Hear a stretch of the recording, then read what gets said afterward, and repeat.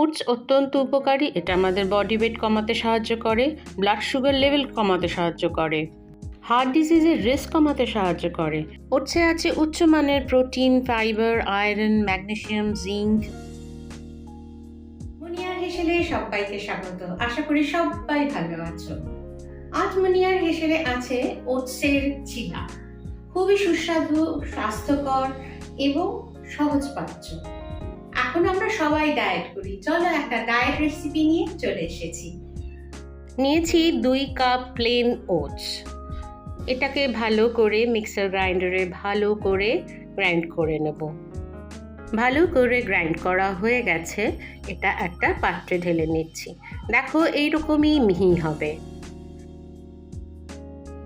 যেহেতু 2 cup oats ছিল, আমি 4 কাপ জল দিলাম, লাগলে আরও লাগতে পারে।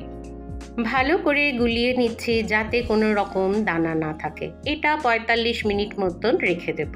একদম মিহি করে কুচিয়ে নিচ্ছি একটা বড় পেঁয়াজ, যতটা ভালো করে কোচানো যায়। নিয়ে নিলাম লঙ্কা, কাঁচা লঙ্কা, স্বাদ মতন তোমরাও নিয়ে নেবে। নিয়েছি ক্যাপসিকাম, ক্যাপসিকামও যতটা পারবে মিহি করে কুচিয়ে নেবে। এবার কুচিয়ে নেব ধনেপাতা। এখানে তোমরা আদা কুচিও দিতে পারো, আদা কুচি দিলেও খুব ভালো খেতে হয়। নিচে একটা বড় গাজর, গাজর কিন্তু কুচাবো না, গাজরটাকে গ্রেট করে নেব, কারণ এটা সেদ্ধ হতে একটু সময় লাগে। 45 মিনিট হয়ে গেছে, দেখো ওটস প্রায় জল টেনে নিয়েছে, কতটা ঘন হয়ে গেছে।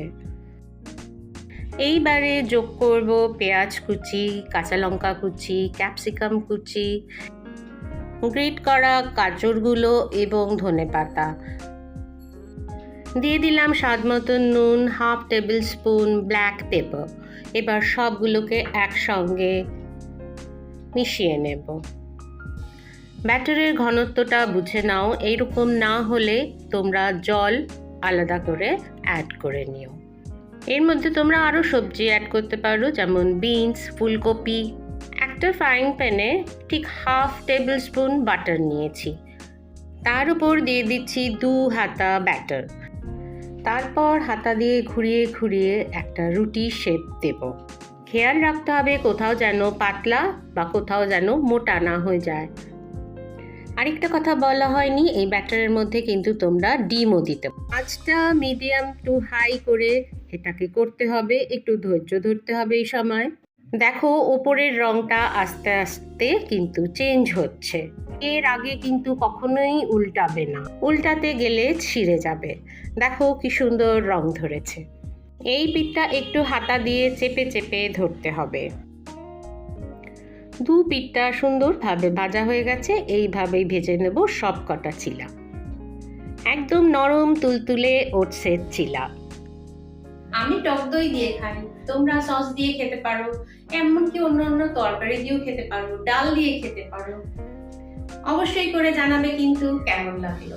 আজ আমার চ্যানেলে যারা নতুন আসছে তাদের সবাইকে স্বাগত। ভালো লাগলে অবশ্যই সাবস্ক্রাইব করে নিও। ভালো খাও, ভালো থাকো।